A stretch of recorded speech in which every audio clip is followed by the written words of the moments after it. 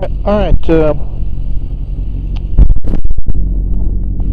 getting ready to go fly again this morning. I've got 2.3 or something like that hours to go to get to my 40 hours. You have to fly these airplanes 40 hours after you build them, according to the FAA, by yourself and within certain boundaries.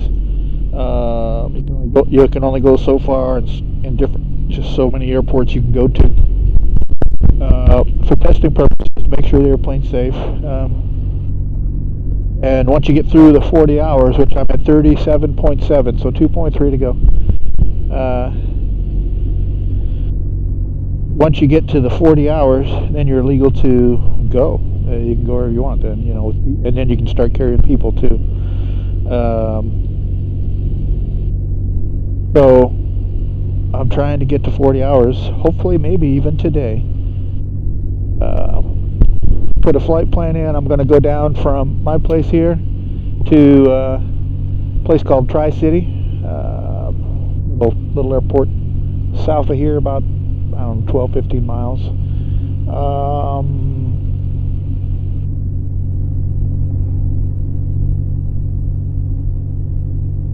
Okay, and then I'm going to go from Tri-City down to Carrollton again, and then back up to Portage, and then over to Skeets, and then back to here.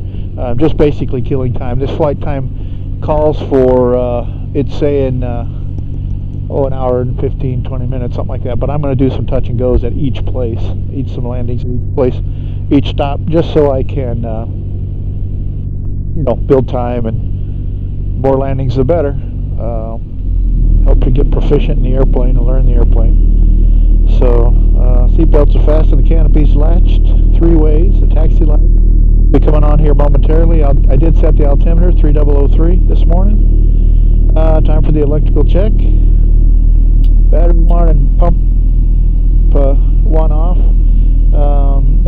This system has, I never really explained this, but this system has 2 batteries and 2 fuel pumps. And what I do is I turn 1 battery off and 1 fuel pump off to make sure it'll run on the other 2. I turn those back on, then I turn the other battery off, number 2 battery, and number 2 pump off to make sure it'll run on the other ones. Then I go both of those on. So now I know, with that, I know I have 2 good batteries and I have 2 good pumps. Then I want to turn the alternator off to prove to me that the airplane will run on the batteries alone. And you can see I get a little warning here. I don't know if you can see that or not, but my voltage goes down to 12.5 or 12.4, and it doesn't like it. It likes to be higher than that because it knows the alternator was going to put it up over 13.5, 14, and so then that warning goes away. So I know it'll run on the batteries alone. Then I turn both batteries off, and that tells me that it'll run on the alternator by itself. No warning, because the alternator is making plenty of power. Turn the batteries back on. That's a good fuel. That's a good electrical check and fuel pump check. Coolant, I usually wait till it gets to 160 or thereabouts. You don't have to do that. That's just I've talked to the manufacturer of the engine, and he said that's not even a requirement. You don't have to do that. So, flight controls, check to make sure everything's free and clear. Flaps, this is the big one. If you don't do your checklist, it's easy to forget to put your flaps down for takeoff. And it'll fly without doing that, but boy, you notice a big difference. It's kind of lethargic on the climb out. So flaps are set to 10. Trim, neutral, I'm going to pull the trim up a little bit because I noticed that now that I've done some adjustments to the tail and everything, that trim's pretty effective. And then the altimeter to altitude, which I just set there. Normal takeoff. I always reset the clock. I don't know why I do this. It's just habit, because this clock will automatically reset when I take off. And then it's saying get the 4,800 on the RPM for takeoff, and then climb out at about 5,000 or 5,200 or so, and 75 miles an hour. 75 mile an hour in this airplane is pretty steep, so I may or may not go that fast. The last thing I like to do is just look at the map to make sure, first of all, where I'm going generally south, so when I take off from here I'm going to turn left. Also to see if there's any traffic.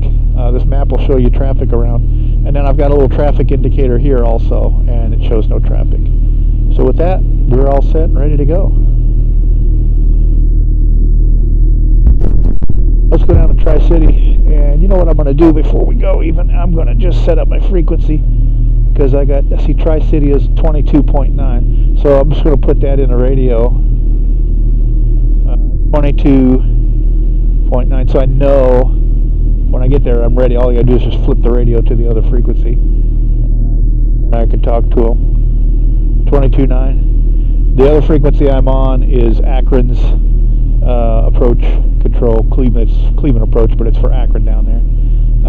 1836 is asphalt, so it's a north-south runway, 2,700 feet long. I've been in there before. It's not a great runway, but it's not bad. So there we go. We're all set. There we go.